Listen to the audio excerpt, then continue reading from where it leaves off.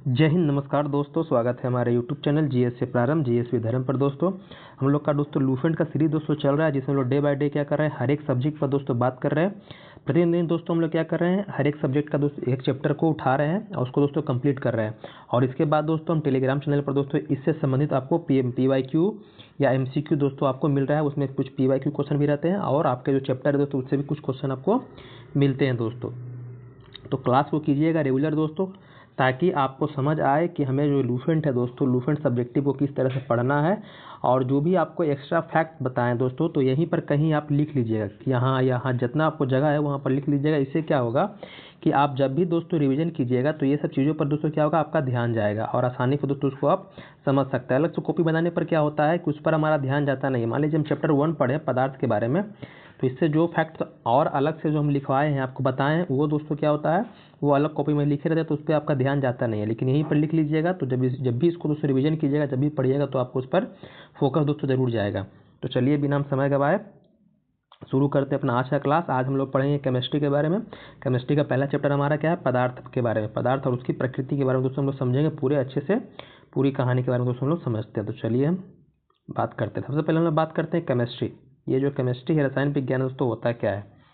तो विज्ञान की वह शाखा जिसके अंतर्गत हम लोग पदार्थों के गुण के, उसके संगठन के बारे में, उसके संरचना के बारे में और उनमें होने वाले परिवर्तन का अध्ययन करते हैं। मतलब जो पदार्थ होते हैं, कोई वस्तु होता है दोस्तों, उसमें ये सारी चीज़ों के बारे में जो अध्ययन हम लोग करते हैं दोस्तों, वो क्या कहलाता है, आपका रसायन विज्ञान कहलाता है। ऐसे केमिस्ट्री जो होता है दोस्तों, रसायन विज्ञान, ये क्या है, ये मिस्र का शब्द है। क्या है, मिस्र जो है आपका, वहाँ का दोस्तों क्या है, ये मिस्र के एक शब्द था जिसका नाम था कीमिया। यहाँ पर दोस्तों इसकी उत्पत्ति हुई है, जिसका अर्थ होता है मिस्री भाषा में, मतलब कि कीमिया का मतलब काला रंग होता है। जो मिस्र के लोग होते थे वो काली मिट्टी को केमी कहते थे दोस्तों। काली मिट्टी को क्या बोलते हैं, मिस्र के लोग केमी। और प्रारंभ में रसायन विज्ञान को हम लोग क्या करते थे, मतलब स्टडी ऑफ जो आपका केमिस्ट्री होता था, मतलब रसायन विज्ञान का हम लोग अध्ययन करते थे, उसको बोलते थे केमेटिकिंग। केमेटिकिंग दोस्तों कहा जाता था। बाद में दोस्तों फिर धीरे धीरे क्या हुआ, जब आधुनिक जो इनके हुए, मतलब कि पिता फादर हुए लेवाइसियर दोस्तों, इन्होंने क्या किया, इनको व्यापक स्तर पर दोस्तों क्या किया, इसके बारे में दोस्तों बताया। इसीलिए दोस्तों इन्हें क्या कहा जाता है, लेवाइसियर को दोस्तों, इनको रसायन विज्ञान का फादर कहा जाता है, पिता कहा जाता है रसायन विज्ञान है किसको, तो लेवाइसियर। कहीं कहीं लेवाइसियर भी लिखा रहेगा, याद रखिएगा। रसायन विज्ञान के जनक कौन है, तो आपके लेवाइसियर दोस्तों, ये याद रखिए। इससे प्रश्न दोस्तों आ चुके हैं, अब बनने की संभावना रहती है। अब बात करते हैं हम लोग पदार्थ और उसकी प्रकृति के बारे में। सबसे पहले देखते हैं पदार्थ। पदार्थ दोस्तों क्या होता है, ये दृश्य भी हो सकते हैं, अदृश्य भी हो सकते हैं। मतलब आपके चारों तरफ जो भी वस्तुएं आपको दिख रही है या नहीं दिख रही है दोस्तों, सब क्या है, पदार्थ है। क्या है, पदार्थ। वही बातें किताब में आपको लिखा है कि दुनिया की कोई भी वस्तु जो स्थान घेरती है, जिसमें द्रव्यमान होता है और जो अपनी संरचना में परिवर्तन का विरोध करती है, पदार्थ कहलाती है। जैसे जल हो गया, हवा हो गया, बालू हो गया दोस्तों, जितनी भी चीज़ आपके टेबल कुर्सी आपके घर में है, लोटा थाली, ये सब क्या है दोस्तों, पदार्थ की श्रेणी में दोस्तों आते हैं। पदार्थ के जो अलग अलग जो आपका रूप है दोस्तों, उसके अंतर्गत इसको हम लोग क्या करते हैं, इसको हम लोग बांटते हैं।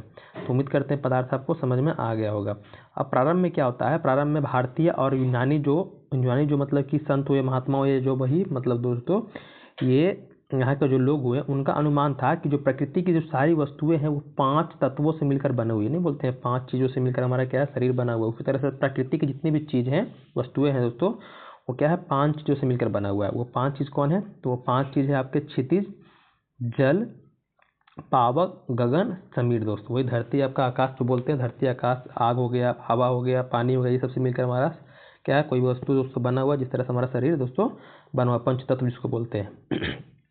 बाद में क्या हुआ, भारत के एक महान ऋषि कनाद के अनुसार सभी पदार्थ अत्यंत सूक्ष्म कणों के दोस्तों बने हैं, जिसे परमाणु दोस्तों कहा जाता है। अगर आपसे पूछे आपसे कभी कि भारत में जो परमाणु है, इसका दोस्तों सबसे पहले व्याख्या किसने किया, तो वो कनाद जी का नाम लीजिएगा, ऋषि कनाद का। लेकिन अगर बोलेगा कि परमाणु शब्द का सबसे पहले प्रयोग किसने किया था सबसे पहले, तो आपको बता देते हैं। अगर आप BPSC ASO का पेपर दिए होंगे तो वहाँ पर दोस्तों ये प्रश्न आपसे पूछा भी था, और उसका नाम था डेमोक्रिटस। क्या नाम था उनका, डेमोक्रिटस दोस्तों, याद रखिएगा। डेमोक्रिटस क्या थे, सबसे पहले परमाणु शब्द का दोस्तों बारे में बताए थे। परमाणु सिद्धांत अलग है जो डाल्टन बताए, ये परमाणु शब्द का दोस्तों उपयोग करने वाले कौन है, डेमोक्रिटस दोस्तों। वो कहीं साइड में अपना लिख लीजिएगा ताकि आपको याद रहे।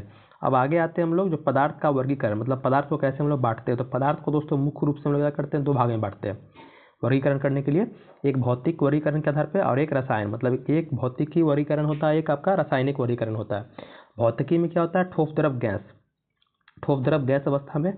लेकिन वही जब रसायन में जब बांटिएगा, रासायनिक वर्गीकरण में, इसमें तो क्या करते हैं, शुद्ध और मिश्रण में बांटते हैं। पहले वही शुद्ध और अशुद्ध बोल सकते हैं, या शुद्ध और मिश्रण दोस्तों। अब शुद्ध पदार्थ भी क्या होता है, दो तरह के होते हैं, एक होता है तत्व और एक होता है यौगिक। तत्व को हम लोग दो भाग में बांटते हैं, इसमें आपका धातु और अधातु आते हैं। वहीं यौगिक में क्या होता है, कार्बनिक और अकार्बनिक यौगिक के बारे में सुने होंगे। वहीं मिश्रण के बारे में बात करेंगे तो मिश्रण में दो तरह के होता है, समांग और विषमांग दोस्तों। तो रासायनिक वर्गीकरण हम लोग पढ़ेंगे तो इस सारी चीज़ों के बारे में दोस्तों हम लोग अध्ययन करेंगे। और केमिस्ट्री में दोस्तों यही चीज़ हमको क्या करना है, पढ़ना है मेरे भाई। अब आइए हम लोग बात करते हैं किसका, ठोस के बारे में। जो हम लोग भौतिक के आधार पर जो बांटे हैं उसको हम लोग देखते हैं। तो पहले हम बात करेंगे ठोस की, ठोस होता है क्या है, सॉलिड क्या है। तो ठोस मतलब होता है जिसका आयतन, जिसका वॉल्यूम और दोस्तों शेप, आकार दोनों क्या होता है, फिक्स होता है, वो क्या कहलाता है, आपका ठोस कहलाता है। याद रखिएगा, उसमें कोई भी परिवर्तन नहीं होता है। जैसे आपके घर में टेबल कुर्सी हो गया दोस्तों, आपका बुक हो गया, सब क्या है दोस्तों, ठोस पदार्थ की श्रेणी में दोस्तों आता है। पत्थर हो गया, लकड़ी का कुर्सी, यहाँ पर जैसे एग्जांपल दिया है, बर्फ का टुकड़ा दोस्तों, ये सब क्या है आपका ठोस पदार्थ में आता है, जिसका आकार और जो आपका आयतन है दोस्तों क्या है, निश्चित है दोस्तों। वही बातें बताया गया है कि भौतिक अवस्था जिसका आकार और आयतन दोस्तों क्या होता है, निश्चित होता है, ठोस कहलाता है। जैसे लोहे का छड़, लकड़ी की कुर्सी, बर्फ का टुकड़ा दोस्तों। तो उम्मीद करते हैं ठोस आपको समझ में आ गया होगा। यही दो चीज़ याद रखिए, कौन, एक वॉल्यूम और आपका एक शेप दोस्तों। इसी से तीनों की परिभाषा दोस्तों आप समझ जाइएगा क्या होता है। वहीं द्रव के बारे में बात करें, द्रव का क्या होता है दोस्तों, द्रव का वॉल्यूम तो क्या होता है, फिक्स होता है, लेकिन शेप क्या होता है, शेप दोस्तों मतलब इसका आकार दोस्तों अलग अलग होता है। जैसे मान लीजिए कि आप गिलास में पानी को रखते हैं, कोई लिक्विड को, तो ग्लास के शेप में आ जाएगा, थाली में थाली के शेप में आ जाएगा, लोटा में लोटा के शेप में आ जाएगा दोस्तों, बोतल में बोतल के शेप में आ जाएगा। तो वॉल्यूम तो वही है, मतलब कि अगर 1 लीटर पानी है तो पानी तो वही है उसका वॉल्यूम, लेकिन जो उसका दोस्तों शेप है दोस्तों क्या आ रहा है, वो चेंज हो जा रहा है। तो वही द्रव क्या होता है, द्रव का दोस्तों लिक्विड का, कि इसका आकार अनिश्चित होता है, मतलब फिक्स नहीं होता, लेकिन आयतन दोस्तों निश्चित होता है। जैसे आपका अल्कोहल, पानी, तरपीन का तेल, मिट्टी का तेल, सरसों का तेल, जो भी दोस्तों है सब क्या है दोस्तों द्रव की श्रेणी में आता है। आगे है हमारा गैस, क्या है गैस। इसमें क्या होता है, ना इस तो दोस्तों इसका वॉल्यूम होता है और ना ही इसका शेप, कोई दोस्तों क्या होता है फिक्स नहीं होता, सब क्या होते हैं दोस्तों अनिश्चित होते हैं। क्या होते हैं, अनिश्चित होते हैं, वो कहलाते हैं दोस्तों आपके गैस कहलाते हैं। ये ध्यान दीजिएगा। गैस में आपका हवा, ऑक्सीजन हो गया, आपका नाइट्रोजन, जितने प्रकार के गैस होते हैं, कार्बन डाइऑक्साइड हो गया, सल्फर डाइऑक्साइड, दोस्तों क्या है आपका गैस दोस्तों कहलाता है। अब आगे यहाँ पर यह पॉइंट दिया है कि गैसों का कोई पृष्ठ नहीं होता है, मतलब कोई दोस्तों पृष्ठ मतलब इसका कोई आवरण दोस्तों नहीं है। इसका विसरण बहुत अधिक होता है तथा इसे आसानी से संपीड़ित कर सकते हैं, मतलब कि कंप्रेस दोस्तों किया जा सकता है। मतलब कि विसरण मतलब कि जो फैलना होता है।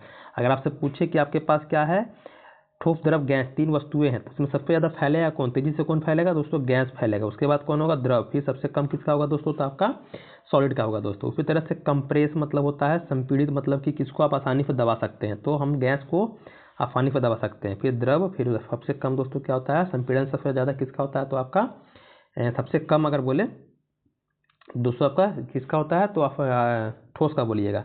इसको तो हम आसानी से दबा देंगे। सबसे ज़्यादा संपीड़ित कौन होता है, इसका आपका गैस का होता है। वही बता रहा है कि आसानी से संपीड़ित किया जा सकता है किसको, तो गैस को दोस्तों। ये ध्यान दीजिएगा, दबा सकते हैं, कंप्रेस कर सकते हैं। आगे है कि ताप और दाब में परिवर्तन, मतलब कि ताप और दाब में चेंजिंग कर करके किसी पदार्थ की, कोई भी आपके पास पदार्थ है, कोई वस्तु है दोस्तों, उसकी अवस्था को हम बदल सकते हैं। परंतु अपवाद में दोस्तों जैसे लकड़ी हो गया, पत्थर हो गया, केवल ठोस अवस्था में रहते हैं। जैसे लकड़ी हो गया, पत्थर दोस्तों, उस पर क्या कीजिएगा, कितना भी प्रेशर दीजिएगा, दबाइएगा, तो उसका आकार बदलने वाला दोस्तों नहीं है, वो ठोस अवस्था है, ठोस अवस्था में दोस्तों रहेगा। ये ध्यान दीजिएगा। आगे है कि जल की तीनों भौतिक अवस्था में रह सकता है। जल क्या होता है दोस्तों, तीनों भौतिक, मतलब ठोस में भी, द्रव में भी, गैस में भी। वही क्या है, तीनों भौतिक अवस्था में जल रह सकता है। जैसे मतलब कि ठोस में बर्फ आ जाता है आपका, द्रव में आपका पानी आ जाता है दोस्तों, और गैस में क्या होता है, वाष्पीकरण करके दोस्तों जो आपका भाप बनता है वही दोस्तों क्या आता है, गैस में आपका आ जाता है। तो तीनों अवस्था में कौन वाला आपका पदार्थ है, तो जल बताइएगा। पदार्थ की तीनों भौतिक अवस्थाओं में निम्न रूप से शामिल होते हैं, ठोस, द्रव, गैस। जैसे जल दोस्तों क्या होते हैं, ये तीनों रूप में आपको देखने के लिए मिलते हैं। तो उम्मीद करते हैं आपको ये समझ में आया होगा। अब हम लोग आते हैं आगे थोड़ा सा बताएंगे, फिर आपको अवस्था परिवर्तन के बारे में थोड़ा सा जानकारी आपको देंगे। जैसे यहाँ दिया है आपको, क्या दिया है कि कुछ पदार्थ, चलिए पहले इसको बताते हैं फिर आपको ब्रैकेट वाला बताएंगे। क्या है कि कुछ पदार्थ गर्म करने पर सीधे ठोस रूप से गैस बन जाते हैं इसे हम लोग क्या कहते हैं, उदरपातन दोस्तों कहते हैं। जैसे आयोडीन, कपूर, ये सब क्या आता है दोस्तों। जैसे कपूर आपकी माँ जलाती है, ये कभी आप जलाए होंगे, तो कपूर क्या है, ठोस अवस्था है दोस्तों। अब इसको जलाते हैं तो क्या लिक्विड नहीं बनता है, डायरेक्ट क्या बनता है दोस्तों, गैस बन जाता है। डायरेक्ट क्या होता है, गैस बनता है। तो जब ठोस से गैस बन रहा है उसको क्या बोलते हैं दोस्तों, हम लोग उदरपातन दोस्तों कहते हैं। इसको सब्लिमेशन हम लोग दोस्तों इंग्लिश में कहते हैं। अब समझिए यहाँ पर 2-3 बातें आपको बताना हम चाहेंगे। जैसे यहाँ हो गया आपका ठोस,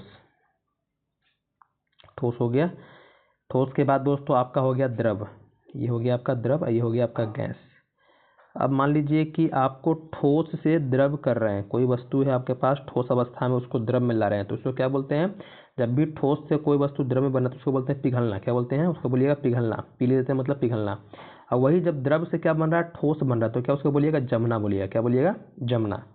वहीं दोस्तों अब इसमें आ गए कि द्रव से क्या बन गया आपका, गैस बन गया, तो इसको क्या बोलते हैं हम लोग, वाष्पन बोलते हैं, मतलब वाष्पीकरण का नाम सुने होंगे। और वही जब गैस क्या बन गया आपका, द्रव बन गया, तो उसको बोलते हैं संघनन। क्या बोलते हैं मेरे भाई, संघनन बोलते हैं। नहीं बोलते संघनित होकर क्या होता है, भाप बारिश के बूंदों में या शीत में दोस्तों परिवर्तित हो जाता है। वहीं जब बात करते हैं कि गैस अगर ठोस में आता है, गैस क्या हो गया आपका, ठोस गैस आपका क्या हो गया, ठोस रूप में हो गया, तो इसको बोलते हैं अवक्षेपण बोलते हैं। क्या बोलते हैं इसको हम लोग, अवक्षेपण बोलते हैं। इसको हम लोग जब गैस क्या होता है आपका अवक्षेपण, ठोस रूप धारण करता है, उसको बोलते हैं अवक्षेपण डिपोजिशन इसको बोलते हैं। और वही जब ठोस आपका क्या हो गया, गैस रूप में आ गया, जो भी बताएं उदरपातन दोस्तों सब्लिमेशन, तो ये याद रखिएगा। जो भी बताएं इसको अपने कॉपी में कहीं साइड में दोस्तों लिख लीजिएगा ताकि आपको याद रहे। उम्मीद करते हैं आपको ये समझ में आया होगा। अब हम लोग आते हैं पदार्थ की चौथी अवस्था प्लाज्मा के बारे में पढ़ेंगे, और पांचवी अवस्था तो बोस आइंस्टाइन कंडेंसेट के बारे में जानेंगे। तो आप चौथी पांचवी अवस्था समझते होंगे क्या है क्या नहीं है, लेकिन कभी इसके बारे में जानने का प्रयास किए नहीं होगा कि प्लाज्मा होता क्या है, ये बोस आइंस्टाइन कंडेंसेट होता क्या है दोस्तों। तो आपको हम आज पूरे अच्छे से पूरी इसके बारे में बातें बताएंगे दोस्तों।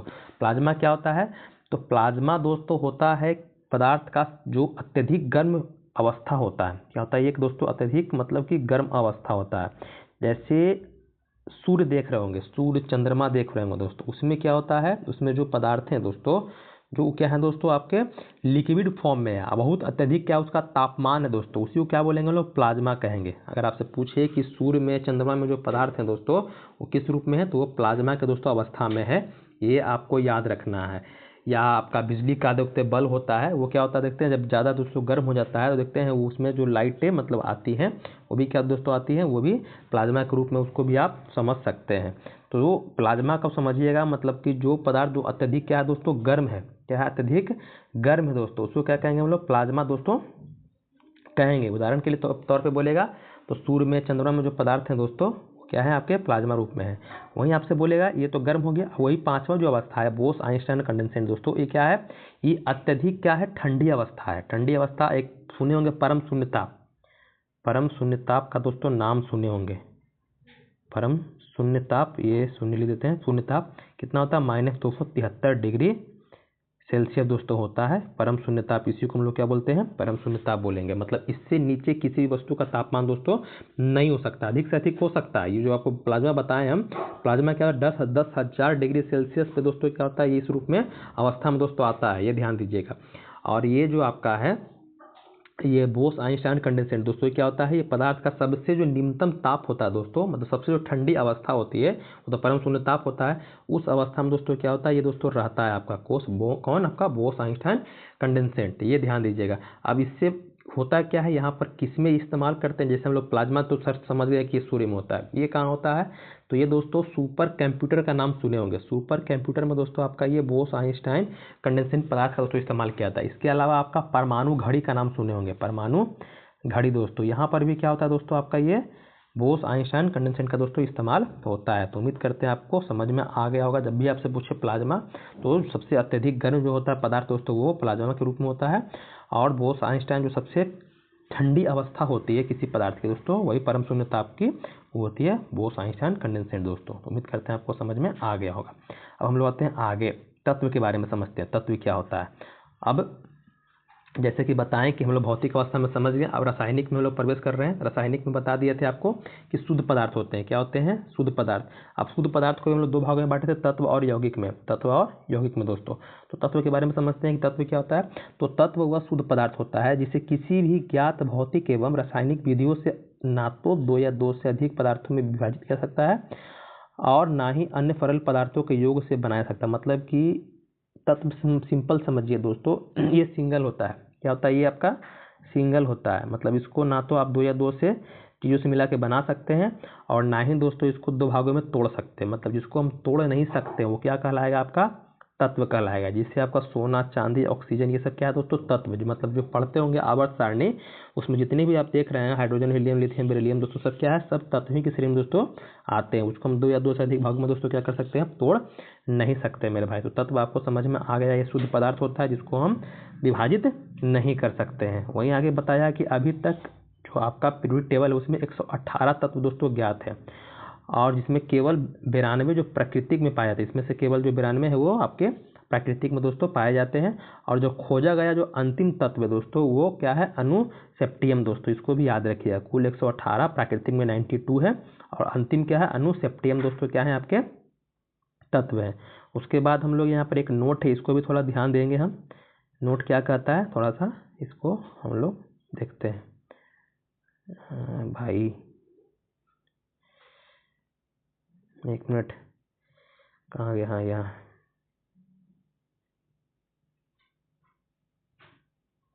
देखिए यहाँ पर,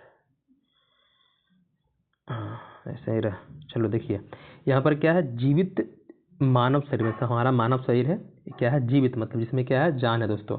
उसमें सबसे कम मात्रा में जो पाया जाने वाला तत्व वो क्या है, मैग्नीज है। सबसे कम मैग्नीज है और सबसे अधिक मात्रा बोलेगा दोस्तों तो किसका है, कैल्शियम का है मेरे भाई। ये दोनों पॉइंट याद रखिएगा। जीवित मानव शरीर, मृत नहीं, किसकी बात कर रहा है, जीवित। जीवित में सबसे कम तत्व बोलेगा कौन है, मैग्नीज है। सबसे ज़्यादा बोलेगा दोस्तों तो क्या है, कैल्शियम है दोस्तों। ये भी आपको याद रखना है।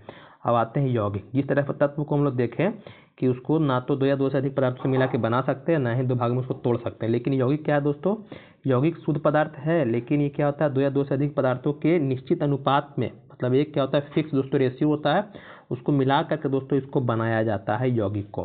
सिंपल याद रखिए, केमिस्ट्री का जितना भी फॉर्मूला है मेरे भाई वो सब क्या कहलाएगा, आपका यौगिक कहलाएगा। केमिस्ट्री में H2O बोलते हैं आप, CO2 बोलते हैं, H2O बोलते हैं, HCl बोलते हैं, सब क्या है दोस्तों, सब का सब दोस्तों क्या है, आपका ये यौगिक के श्रेणी में दोस्तों आता है। ये याद रखिएगा, वही बातें यहाँ बताई गई है। जैसे जल हो गया, जल में क्या है, जल ऑक्सीजन एवं हाइड्रोजन से मिलकर दोस्तों बना है। इसमें ऑक्सीजन के जलने में सहायक होता है और हाइड्रोजन खुद जलता है, लेकिन इन दोनों का यौगिक जल आग को बुझा देता है दोस्तों। ये ध्यान देने वाली आपके लिए बात है। ये यौगिक क्या होता है, तो यौगिक मतलब दो या दो से अधिक पदार्थों के मिलने से बनता है, एक निश्चित अनुपात में दोस्तों मिलते हैं तब जाकर दोस्तों यौगिक का निर्माण होता है। अब यहाँ पर देखिएगा कि हम मानव शरीर में हमारा तत्व तो देख लिए, सबसे कम कौन है, सबसे अधिक कौन है। उस तरह से यौगिक भी हमारे शरीर में है दोस्तों। कौन यौगिक सबसे ज़्यादा है, क्रम देखिए यहाँ पर। सबसे ज़्यादा हमारे शरीर में क्या, पानी है। बोला जाता है कि क्या है, 80% से अधिक दोस्तों हमारे शरीर में क्या है दोस्तों, पानी है दोस्तों, ऐसे बना हुआ है। उसके बाद आपका क्या है, प्रोटीन। प्रोटीन के बाद दोस्तों आपका वसा। वसा के बाद आपका कार्बोहाइड्रेट। मतलब सबसे ज़्यादा क्या है, जल। जल के बाद प्रोटीन, वसा, फिर कार्बोहाइड्रेट दोस्तों। इस क्रम को दोस्तों याद रखना आपको, क्योंकि एग्जाम में कभी कभी आपसे पूछता है फजाने के लिए। अब आते हैं मिक्सचर के बारे में, मतलब कि मिश्रण के बारे में पढ़ेंगे। मिश्रण क्या होता है, दो या दो से अधिक जब तत्वों को आप मिलाइएगा तो क्या होता है, यौगिक के किसी भी अनुपात में मिलाने से प्राप्त, मतलब इसका कोई दोस्तों फिक्स क्या होता है, रेशियो नहीं होता। जिस तरह से क्या है, आपका यौगिक भी क्या कर रहा है, दो या दो से अधिक पदार्थों के मिलने से बन रहा है, लेकिन उसका दोस्तों एक निश्चित अनुपात होता है। लेकिन यहाँ कोई दोस्तों अनुपात फिक्स नहीं है, उसको क्या कहेंगे हम लोग, मिश्रण कहेंगे। सरल यांत्रिक विधि द्वारा पुनः प्रारंभिक अवयवों में प्राप्त किया जा सकता है। मतलब इसको फिर से हम अलग कर सकते हैं। जैसे हवा। हवा क्या है दोस्तों, हमेशा प्रश्न पूछता है, हवा दोस्तों क्या है, मिश्रण है, यौगिक दोस्तों आपका नहीं है। आगे है, मिश्रण भी क्या, दो तरह के होते हैं। एक होता है समांग, एक होता है विषमांग दोस्तों। एक होता है समांग मिश्रण, एक होता है विषमांग। समांग मिश्रण मतलब कि जो क्या हो, ये मतलब ऐसा मिश्रण जिसमें क्या है, समान मात्रा में दोस्तों क्या है, द्रव, मतलब कि विलयन बने हुए हैं। उसमें विलय विलायक दोस्तों क्या है, एक समान रूप से घुल, मतलब जो पूरी तरह से घुल जाए वो है समांग मिश्रण। मतलब जब जल, मान लीजिए जल क्या है दोस्तों, जल आपका ये विलायक है, ठीक है। अब क्या कर रहा है, इसमें आप चीनी नमक घोल रहे हैं। तो जब दोस्तों चीनी पूरी तरह से घुल गया, पता नहीं चल रहा है कि दोस्तों इस क्या है, इसमें आपको पता नहीं, चीनी का दोस्तों कण पता नहीं चल रहा है, पूरी तरह से घुल जाए, आप अपने में घोल ले, वो कहलाएगा समांग। अब जो पूरी तरह से दोस्तों नहीं घोल पाए, वो कहलाएगा विषमांग। ये बस दिमाग में यही रखिएगा, समांग मिश्रण क्या होता है, विषमांग मिश्रण क्या होता है। समांग जो पूरी तरह से घुल जाए, विषमांग जो पूरी तरह से उसको घुले नहीं। जैसे मान लीजिए पानी है, पानी में बालू घोलिएगा, तेल घोलिएगा, दोस्तों घुलने वाला नहीं है, तो क्या कहलाएगा, विषमांग कहलाएगा। ये आपको याद रहना है मेरे भाई। अब देखिए यहाँ पर ये दोनों आपको समझा दिए, तो नीचे वाला भी एक पॉइंट बताते हैं, फिर जो आपको ब्रैकेट में दिया है उसको हम बताएंगे। ये मैं क्या बता रहा, पूछ रहा है आपसे कि जब किसी मिश्रण में पानी मिलाने पर इसका भारी घटक अवक्षेपित हो जाता है, तो इस प्रक्रिया को अवसादन दोस्तों, सेडिमेंटेशन दोस्तों कहा जाता है। अब सिंपल समझिए, मान लीजिए कि आपके पास दोस्तों क्या है, एक ग्लास है, ग्लास है, ग्लास में दोस्तों पूरा पानी भरा हुआ है। क्या है, पूरा पानी भरा हुआ है। अब क्या किए, आप एक मिट्टी का टुकड़ा लेकर के आए और इसमें दोस्तों क्या किए, घोल दिए मिट्टी का टुकड़ा क्या किए, गिलास में दोस्तों घोल दिए। कुछ समय बाद दोस्तों क्या किए, गिलास को छोड़ दिए। तो जो मिट्टी का दोस्तों टुकड़ा था, मतलब मिट्टी के जो कण पानी में घुले हुए थे, धीरे धीरे क्या होते हैं, वो नीचे जो तली है दोस्तों, यहाँ पर क्या होता है, जमा हो जाते हैं। क्या होता है दोस्तों, जमा हो जाते हैं। यही मेरे भाई जो जमा हुआ ना, इसी को बोलते हैं अवसादन बोलते हैं, या इसी को सेडिमेंटेशन दोस्तों कहा जाता है। तो उम्मीद करते हैं आपको ये समझ में आ गया होगा एग्जाम्पल के तौर पर। अब हम लोग आते हैं जो ब्रैकेट में दिया था उसको पढ़ते हैं। क्या दिया था, तो पृथ्वी पर पाए जाने वाले प्रमुख तत्व, उसके प्रतिशत को आपको याद रखना है कि पृथ्वी पर सबसे ज़्यादा कौन सा तत्व दोस्तों पाया जाता है। तो सबसे ज़्यादा तत्व दोस्तों आपका कौन है पृथ्वी पर, तो ऑक्सीजन है। क्या है, ऑक्सीजन। ऑक्सीजन दोस्तों 46.60% दोस्तों क्या होता है, पृथ्वी पर मिलता है। उसके बाद आपका सिलिकन है। सिलिकन दोस्तों क्या है, उपधातु है, धातु नहीं है। ये 27.72% है। 27 को उल्टा कीजिएगा तो 72 हो गया, तो 27.72% याद रखिएगा। उसके बाद धातु में बोलेगा मेरे भाई, तो धातु में एल्युमिनियम है। धातु में सबसे ज़्यादा पृथ्वी पर सबसे ज़्यादा कौन सा धातु पाया जाएगा, धातु अगर पूछ दे, तत्व बोले तत्व तो आपका ऑक्सीजन हो ही जाएगा, लेकिन आप धातु, उपधातु और आधातु बोल दे तो दोस्तों आपका आंसर बदल जाएगा, याद रखिएगा। धातु बोले तो एल्युमिनियम सबसे ज़्यादा हमारे पृथ्वी पर दोस्तों मिलता है, कितना, 8.13%। उसके बाद दोस्तों लोहा मिलता है, फिर कैल्शियम, सोडियम दोस्तों, और फिर उसके बाद आपका पोटेशियम। तो इसको कैसे याद रखिएगा, तो ऑक्सीजन को बोलते हैं O, सिलिकॉन को बोलते हैं Si, एल्युमिनियम को बोलते हैं Al, और फेरस को बोलते हैं हम Fe, कैल्शियम को Ca बोलते हैं, सोडियम को दोस्तों हम लोग बोलते हैं Na बोलते हैं। तो ये सबको मिला के पढ़िए, देखिए O से बोलिएगा O, सियाल, फे का, देखिए फे क न, क्रम में है O, सियाल, फे क न, मतलब कि oxygen, silicon, aluminium, ferrous, calcium, sodium. दोस्तों ये याद रखना है, इतना याद रखिएगा, आपका दोस्तों काम हो जाएगा। इसमें धातु और धातु तत्व दोस्तों सभी आ जा रहे हैं।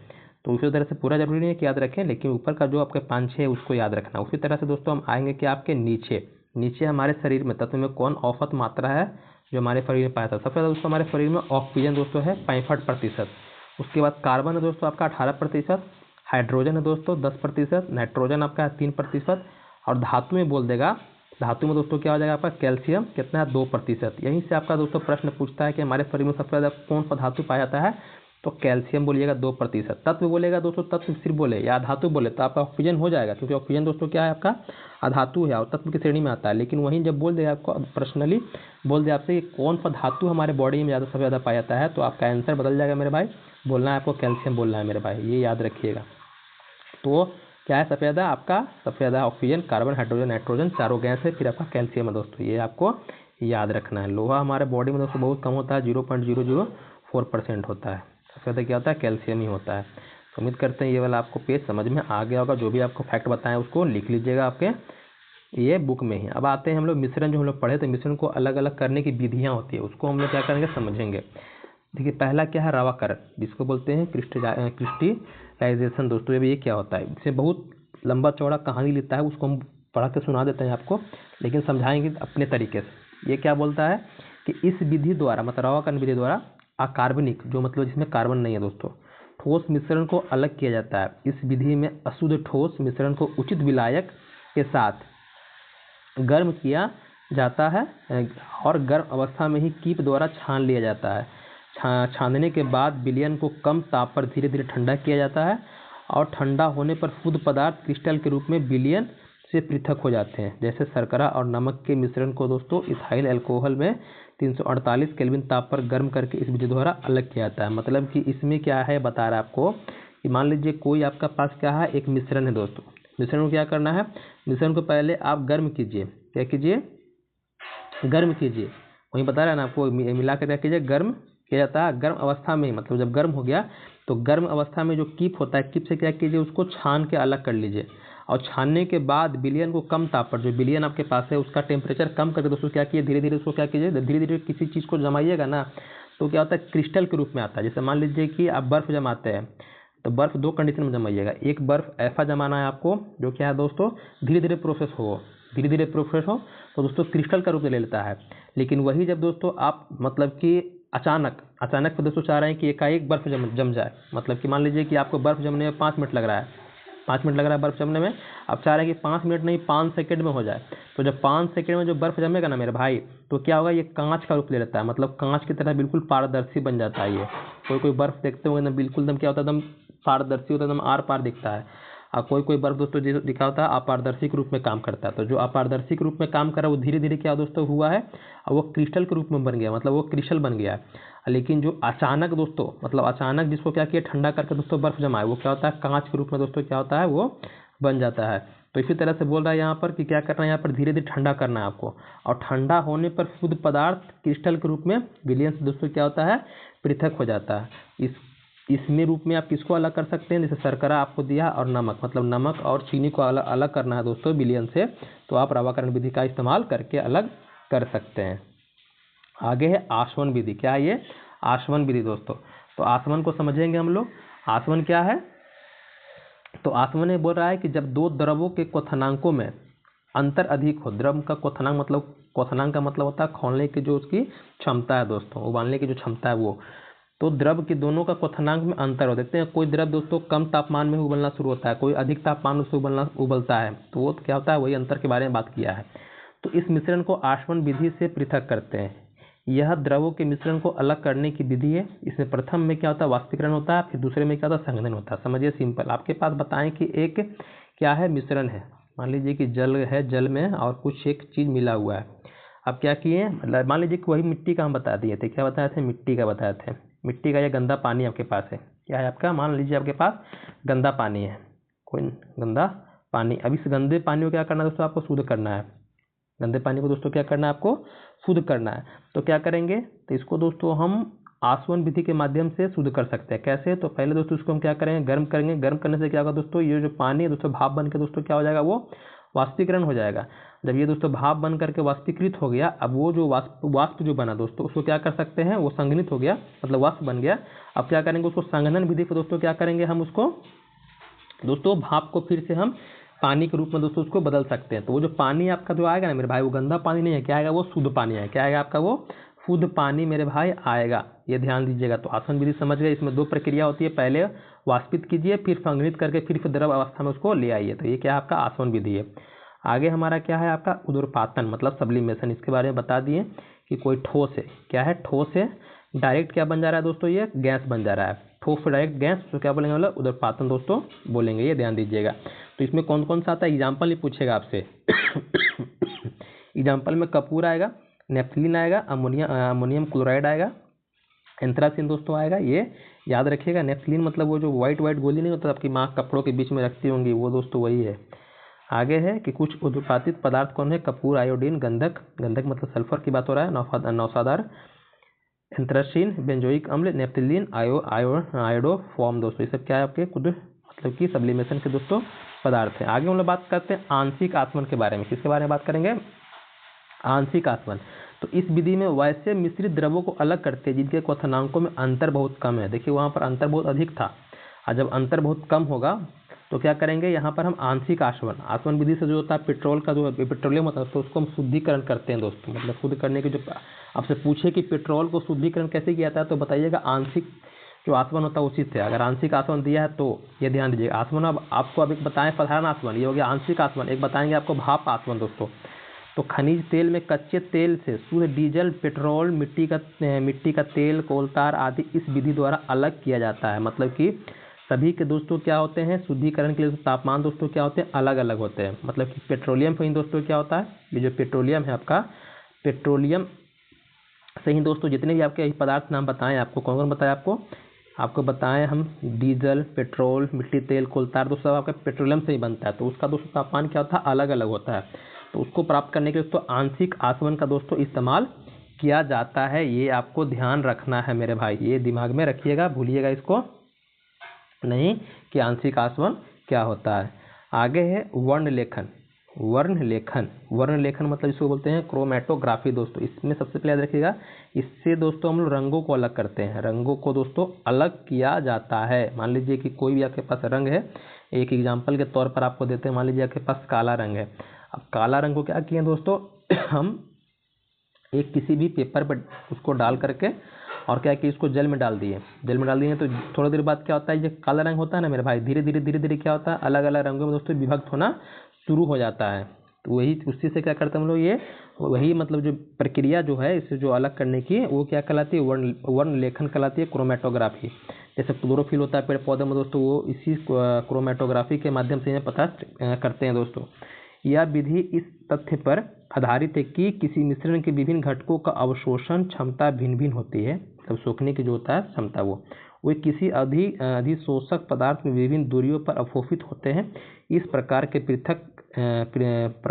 पृथक मतलब अलग किए जा सकते हैं दोस्तों। तो बताएं, सिंपल याद रखिएगा, जो क्लोरोफिल पेड़ पौधे में जो दोस्तों होता है वहाँ पर उसमें जो अवशोषण की प्रक्रिया होती है वो दोस्तों क्रोमेटोग्राफी से होती है। रंगों को जो अलग करते हैं वो क्रोमेटोग्राफी के माध्यम से दोस्तों क्या करते हैं हम लोग, अलग करते हैं। अगला हमारा है भाप आसवन।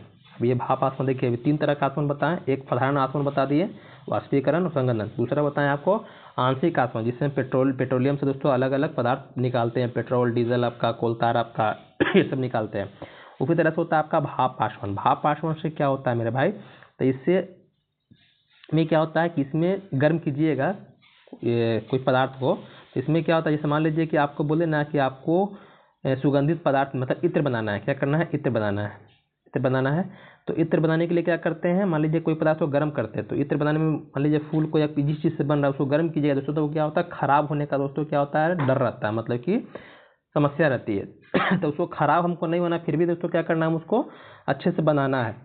तो अच्छे से बनाने के लिए क्या करते हैं दोस्तों, हम भाप आसवन का इस्तेमाल करते हैं। क्या करते हैं, भाप आसवन का इस्तेमाल करते हैं। जैसे आपका गुलाब जल का नाम सुने होंगे, गुलाब जल हो गया, या परफ्यूम जितने प्रकार के आप लगाते होंगे, या कोई सुगंधित पदार्थ दोस्तों होता है, उस सब का सब दोस्तों भाप आसवन विधि द्वारा क्या होता है दोस्तों, प्राप्त किया जाता है। तो इस विधि से कार्बनिक मिश्रण को शुद्ध किया जाता है, जो जल में अघुलनशील होता है परंतु भाप के साथ वाष्पशील होता है। इस विधि द्वारा विशेष रूप से उन पदार्थों को शुद्धिकरण किया जाता है जो अपने क्वथनांक पर अपघटित, मतलब उसको गर्म कीजिएगा दोस्तों तो क्या हो जाएंगे, खराब हो जाएंगे। जैसे एसीटोन, मेथिल अल्कोहल, ये ध्यान दीजिएगा, ये सब जो भी आपको प्राप्त हो रहा है, कोई भी सुगंधित पदार्थ जो होता है दोस्तों, या सेंट हो गया, गुलाब जल हो गया, इत्र हो गया दोस्तों, वो सब भाप आसवन के माध्यम से ही प्राप्त होता है। अब आगे हम लोग बात करते हैं पदार्थ की अवस्था परिवर्तन के बारे में।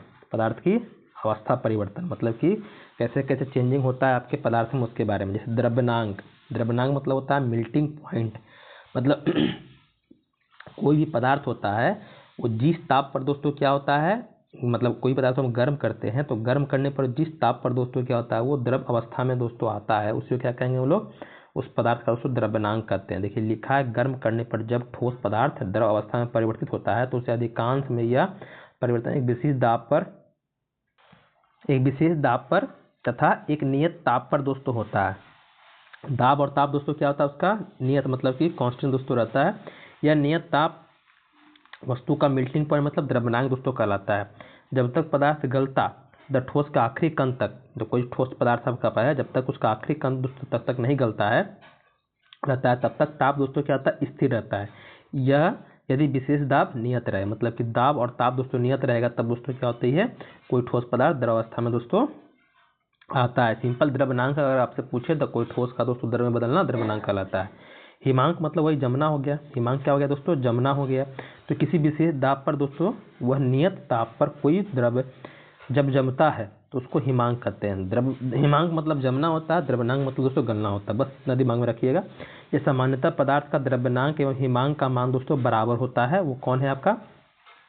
वो है आपका बर्फ का द्रव्यनांक और हिमांक दोस्तों क्या होता है? 0 डिग्री सेल्सियस होता है। मतलब कि बर्फ जो होता है या पानी जो होता है दोस्तों, पानी जब बर्फ बनाना है तो वो द्रव अवस्था में और ठोस अवस्था दोनों में दोस्तों क्या होता है? 0 डिग्री सेल्सियस होता है। मतलब कि अगर 0 डिग्री सेल्सियस पानी का तापमान है तो उसको दोस्तों अगर ठंडा करते हैं, अगर उसमें ताप दोस्तों क्या करते हैं? उसको ठंडा करते हैं दोस्तों, वो बर्फ के रूप में आ जाएगा। अगर उसको दोस्तों गर्म करते हैं दोस्तों तो वो क्या हो जाएगा? आपका द्रव के रूप में दोस्तों आएगा। तो इसीलिए कहा जाता है कि बर्फ का जो द्रव्यनांक और जो हिमांक होता है दोस्तों क्या होता है? 0 डिग्री सेल्सियस दोस्तों होता है। वहीं आगे है एक पॉइंट कि अशुद्धियों की उपस्थिति में पदार्थ का हिमांक और द्रव्यनांक दोनों क्या होता है दोस्तों? कम हो जाता है। मतलब कि अगर किसी तरह कोई अशुद्धि मिला दीजिएगा किसी भी पदार्थ में दोस्तों तो उसका द्रव्यनांक और हिमांक दोस्तों क्या होता है? कम हो जाता है। मतलब कि उसके जमने की क्षमता और जो गलने की क्षमता दोस्तों क्या होती है? वो कम हो जाती है दोस्तों, अगर कोई अशुद्धि उसमें उपस्थित है तो दोस्तों।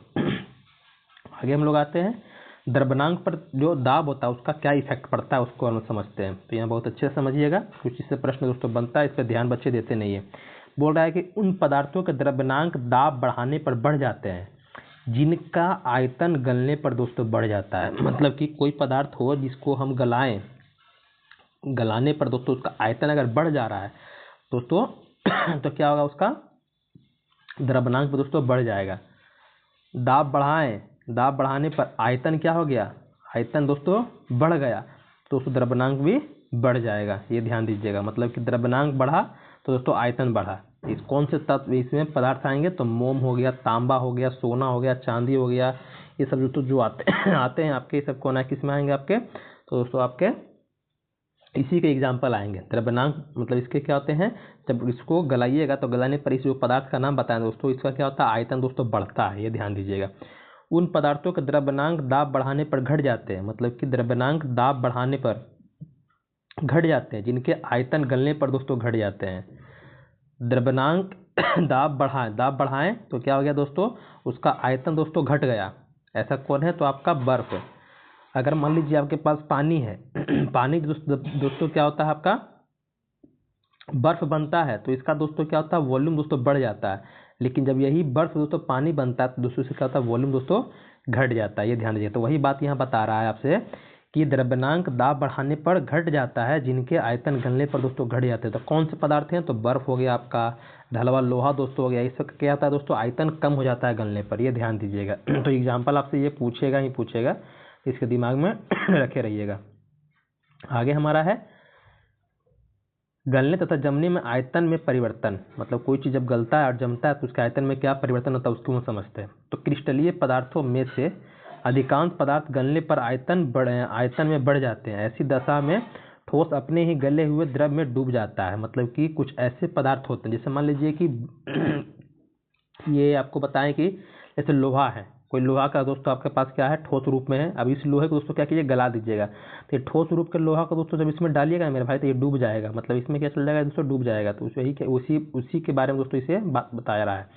वहीं आगे आपका है एक ढला हुआ लोहा, बर्फ, एंटीमनी, बिस्मथ, पीतल आदि गलने पर दोस्तों आयतन में सिकुड़ते हैं। अतः इस प्रकार के ठोस अपने ही गले हुए द्रव में दोस्तों क्या होता है? प्लवन करते हैं। प्लवन मतलब कि तैरते हैं दोस्तों। मतलब कि ये सब जो एग्जाम्पल ये ढला हुआ लोहा लिए हम लोग, एक ठोस लोहा अलग होता है, एक ढला हुआ लोहा अलग होता है। ये ध्यान दीजिएगा। तो जो आपका बर्फ होता है, बर्फ क्या होता है? पानी बन गया। बर्फ क्या दोस्तों? पानी बन गया। वो जो बर्फ है, बर्फ को जब पानी में रखिएगा तो डूबेगा नहीं। क्या होगा दोस्तों? ये आपको प्लवन करेगा मतलब तैरेगा दोस्तों। इसी विशेष गुण के कारण बर्फ का दोस्तों टुकड़ा गले हुए पानी में दोस्तों प्लवन करता है। ये दोनों चीजें याद रखिएगा। आगे है इस सांचे में केवल वे पदार्थ ढाले जाते हैं जो ठोस बनने पर आयतन बढ़ते हैं। मतलब जिसका ठोस किए तो उसका आयतन बढ़ा, उसी को हम ढाल सकते हैं दोस्तों, क्योंकि तभी वे सांचे में आकार के रूप में दोस्तों पूर्णता प्राप्त कर सकते हैं। जिसका आयतन दोस्तों घटेगा वो दोस्तों उसको हम ढाल नहीं सकते हैं। आगे है कि मुद्रण धातु ऐसे पदार्थ के बने होते हैं जो जमने में आयतन में बढ़ते हैं। तो जमता है तो उसका दोस्तों आयतन बढ़ता है, तभी वहाँ पर मुद्रण दोस्तों आपका यहाँ पर इस्तेमाल होता है उसमें। आगे हमारा है कि चांदी और सोने की मुद्राएं ढाली नहीं जाती है, केवल मोहर लगाकर बनाई जाती है। मतलब इसमें इसका हम दोस्तों क्या कर ढाल नहीं सकते। चांदी और सोने का जो बोलता है कि मोहर मुद्रा सिक्का बनाएं तो सिक्का नहीं बनता दोस्तों, बल्कि क्या लगता है उसका दोस्तों मोहर मतलब स्टाम्प लगाकर उसको दोस्तों बनाया जाता है, यह ध्यान दीजिएगा। मिश्र धातुओं का द्रव्यनांक उन्हें बनाने वाले पदार्थों के गलनांक से कम होता है, क्योंकि अशुद्धियाँ डाल देने पर पदार्थ का गलनांक दोस्तों क्या होता है, घट जाता है। बताएं कि अगर द्रव्यनांक के बारे में बात कर रहा है कि द्रव्यनांक उन्हें बनाने वाले पदार्थों के गलनांक से कम होता है। कब होता है कम? जब दोस्तों उसमें क्या कीजिए कि खुदा कोई अशुद्धि आप क्या किए हैं, डाल दिए हैं दोस्तों। आगे हमारा है हिमीकरण मिश्रण। क्या है? हिमीकरण मिश्रण के बारे में हम लोग थोड़ा सा जानते हैं, ये क्या होता है। तो हिमीकरण मिश्रण, जिसको फ्रीजिंग मिक्सर बोलते हैं, किसी ठोस को उसके द्रव्यनांक पर गलने के लिए उष्मा की आवश्यकता होती है। बिना उष्मा का तो हम किसी को दोस्तों ठोस को गला नहीं सकते हैं, द्रव अवस्था में नहीं ला सकते हैं। जो उसकी गुप्त उष्मा होती है, ये भी याद रखिए, गुप्त उष्मा मतलब कोई भी ठोस होता है उसको दोस्तों गलाने के लिए, द्रव्यनांक पर गलाने के लिए जिस उष्मा का इस्तेमाल करते हैं उसे क्या कहते हैं हम लोग, गुप्त उष्मा कहते हैं। यह उष्मा साधारणतः बाहर से मिलती है, जैसे जल में बर्फ को टुकड़ा मिलाने पर बर्फ गलेगी, परंतु गलने के लिए द्रव्यनांक पर वह जल से उष्मा लेगी। जैसे मान लीजिए कि नहीं होता है कि आप पानी आपके पास है, इसमें डाल दिए, बर्फ डाल दी, तो बर्फ क्या धीरे धीरे क्या दोस्तों होता है, वो गलना शुरू होता है। गलना क्यों शुरू हो गया? कि उसको दोस्तों उष्मा मिल रहा है। किससे मिल रहा है? तो पानी को दोस्तों उष्मा उसको मिल रहा है, तो उससे गुप्त उष्मा कहेंगे। लेगी जल का तापमान घटने लगेगा और मिश्रण का तापमान दोस्तों क्या होगा, घट जाएगा। जो जल का तापमान है तो किसको दे रहा है, गलाने, किस पे काम कर रहा है, तो बर्फ को गलाने में दोस्तों काम कर रहा है। इसलिए क्या होगा दोस्तों, उसका तापमान दोस्तों घटेगा। इसलिए क्या होता है, जब बर्फ दोस्तों पूरा ठंडा हो जाता है मतलब गल जाता है, तो जो पानी का जो तापमान था दोस्तों क्या होता है, कम हो जाता है। उसी के बारे में यह बात चल रही है। हिमकारी मिश्रण का बंधना इसी सिद्धांत पर दोस्तों आधारित है। उदाहरण के लिए घर पर आइसक्रीम जमाने के लिए नमक का 1 भाग एवं बर्फ का 3 भाग मिलाया जाता है। इससे मिश्रण का तापमान दोस्तों क्या होता है आपका, -22 डिग्री सेल्सियस प्राप्त होता है दोस्तों। मतलब कि घर पे बहुत सारे बच्चे क्या होते हैं, आइसक्रीम बनाना चाहते हैं दोस्तों, तो इस प्रक्रिया से वो बनाते हैं। तो इस प्रक्रिया का दोस्तों इस्तेमाल होता है, उनको ये प्रक्रिया थोड़ी पता है। आगे है वाष्पीकरण। वाष्पीकरण वही है कि द्रव्य से वाष्प में परिवर्तित, मतलब कोई द्रव्य दोस्तों क्या हो गया, उष्मा पाकर दोस्तों क्या हो गया, ताप पाकर के दोस्तों वो वाष्प बन गया, भाप बन गया, वही क्या है दोस्तों आपका वाष्पीकरण कहलाता है। इसमें दो प्रकार की यह दो प्रकार से होती है। एक वाष्पन की प्रक्रिया होती है, एक दोस्तों क्वथनांक मतलब बॉइलिंग का दोस्तों पॉइंट होता है। क्वथनांक से कम तापमान पर द्रव्य के वाष्प में परिणत होने की जो प्रक्रिया होती है वही कहलाती है वाष्पन। मतलब क्वथनांक जो होता है, क्वथनांक मतलब वही उबलना, बॉइलिंग जो होता है पॉइंट दोस्तों उसी को बोलते हैं।